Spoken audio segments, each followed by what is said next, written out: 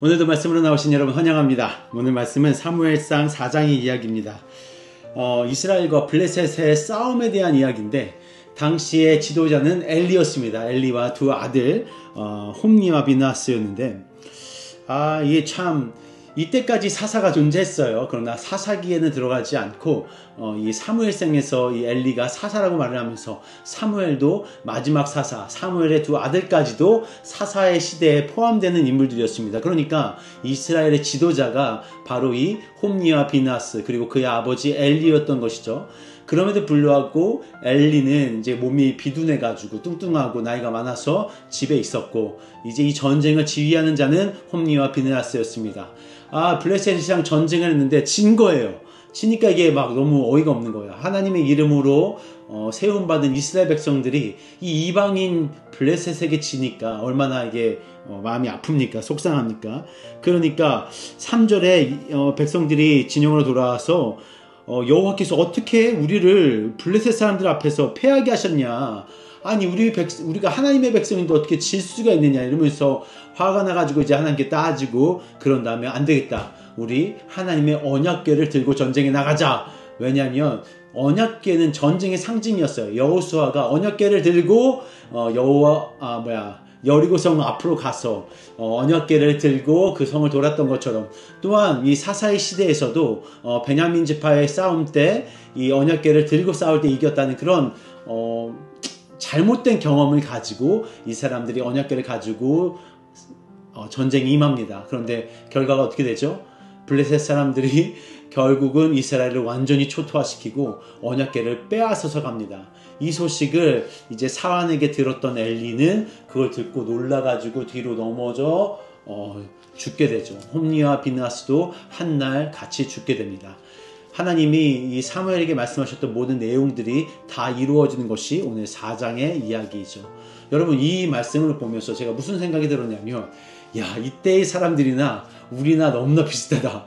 뭐가 비슷하냐면 우리도 하나님의 사람인데 하나님 내가 믿는다고 하나님의 백성이라고 이야기를 하는데 우리에게도 전쟁에 패하는 일들이 너무 많은 거예요. 하나님 나는 하나님의 이름으로 이 일들을 행했고 하나님 내가 나 잘 되려고 이렇게 한 것 같지도 않은데 어떻게 하나님 이 일들이 이렇게 안 되게 하실 수 있습니까? 우리의 여러 가지 상황 가운데 하나님 이것을 막으신 이유가 도대체 뭡니까? 라고 막 화가 나가지고 하나님께 따지는 경우가 있죠. 왜 우리가 이렇게 모든 상황에서 우리의 뜻대로 되지 않았을 때 하나님께 따지는가 라고 생각해보면 이 백성들이 하나님한테 묻지 아니하고 싸우고 하나님의 방법대로 싸우지 않고 하나님이 이것을 원하시는지 하나님의 마음은 어떠한 건지 알아보지도 않고 자기 스스로 전쟁을 일으키고 자기 스스로 패한 것에 대한 화를 하나님께 내고 이 모든 것 하나님 내가 선택한 내 선택에 하나님 함께 해주셨어야 되는 거 아닙니까? 라고 막 화를 내는 그런 우리의 모습들을 보게 되는 거예요. 그러니까 뭔가 내 마음대로 되지 않았을 때 우리는 하나님께 실망하게 되고 우리의 요구를 들어주시지 않은 그 하나님을 좀 능력이 없는 하나님이거나 아니면 우리에게 조금 좀 섭섭하게 하시는 하나님인가 라는 그런 좀 착각을 하게 되는 거죠. 결국 우리가 더 나아가서 하는 짓이 무엇입니까? 여호와의 언약궤를 가지고 나아가는 거예요. 여러분 언약궤는 하나님의 보좌입니다.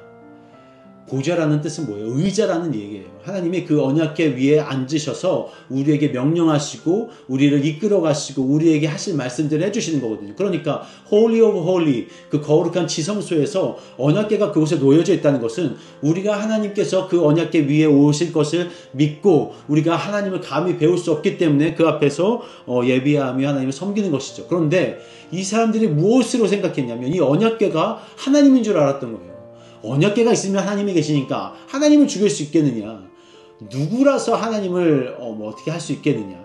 그러니까 블레셋 사람들도 이 언약궤의 파워를 알았던 거죠. 그러니까 두려워합니다. 이 애굽에서 모든 재앙을 했던 그 여호와라는 신이 우리한테 오는구나. 이거 어떡하지? 두려워하지만 이 사람들은 그래도 용기를 내서 한번 가보자 하고 싸웠는데 이스라엘이 이긴 거죠. 이스라엘 하나님 여호와가 진 겁니다. 이 사람들에게 보여질 때에는. 그런데 이게 참 우리에게 그런 거예요. 우리가 하나님의 이름을 들고 나아가지만 여러분 언약궤는 그냥 언약궤일 뿐이에요. 보좌일 뿐이죠. 하나님이 계시지 않은 보좌는 더 이상 아무것도 아닌 겁니다. 여러분 교회에 하나님이 계시지 않으면 그 교회는 진짜 아무것도 아닌 거예요. 예배에 하나님을 예배하고 있지 않으면 우리의 노래는 꽹과리와 같다고 성경은 이야기하고 있습니다. 여러분 마음 가운데 예수 그리스도가 계시지 아니하면 여러분은 크리스찬이 아닌 것이에요. 우리의 겉모습은 그냥 보이기에 언약궤가 있는 것처럼 보이지만 그것은 그냥 의자일 뿐입니다. 하나님의 임재가 그곳에 있지 아니하면 성경은 분명하게 하나님이 계시지 않는 곳에 아니 어떻게 우리가 하나님의 백성으로 쓸 수가 있겠어요. 우리 마음 가운데 하나님을 왕을 모시지 않았는데 어떻게 우리가 하나님의 백성이라고 할 수 있겠습니까? 이것을 오늘 4장에서 이야기하고 있는 것이죠. 여러분 무엇을 믿고 계십니까? 무엇을 따라가고 계십니까?